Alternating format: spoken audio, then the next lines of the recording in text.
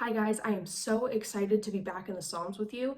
Today we're going to be going through Psalm 129, which is a song of ascent, which would have been prayed as a way for Israel to remember God's past deliverances for them. So let's just dive right into it.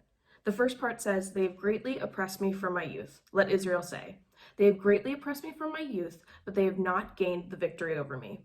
Plowmen have plowed my back and made their furrows long, but the Lord is righteous. He has cut me free from the cords of the wicked." So these first four verses really focus on praising God for the ways that he has delivered them.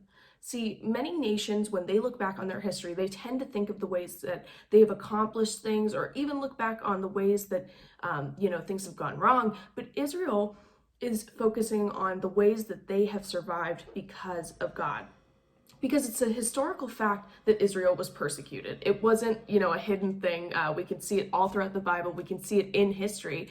But their enemies have never truly prevailed against them because of the way that God keeps his covenant promise with them. See, God has this covenant with them that he is going to bless them and make them fruitful, and from them is going to come a king, which we know is Jesus. And God keeps his covenant promise. He is faithful. So it continues on after praising the God who delivers, onto praying for God to have these repercussions for those who hate Israel, for God to continue to deliver them. So in verses 5-8, it says this: "May all who hate Zion be turned back in shame. May they be like grass on the roof, which withers before it can grow. A reaper cannot fill his hands with it, nor one who gathers fills his arms. May those who pass by not say to them, 'The blessing of the Lord be on you. We bless you in the name of the Lord.'"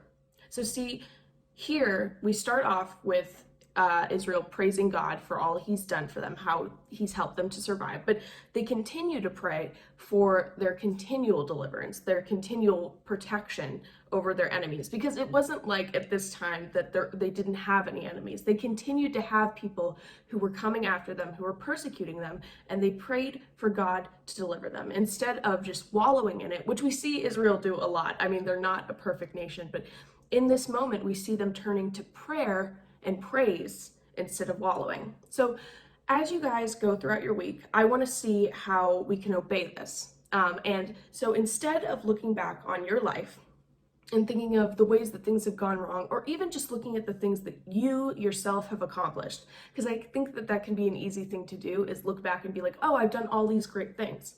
Instead of doing that, today, I want you guys to look back and see how God has been faithful in your life.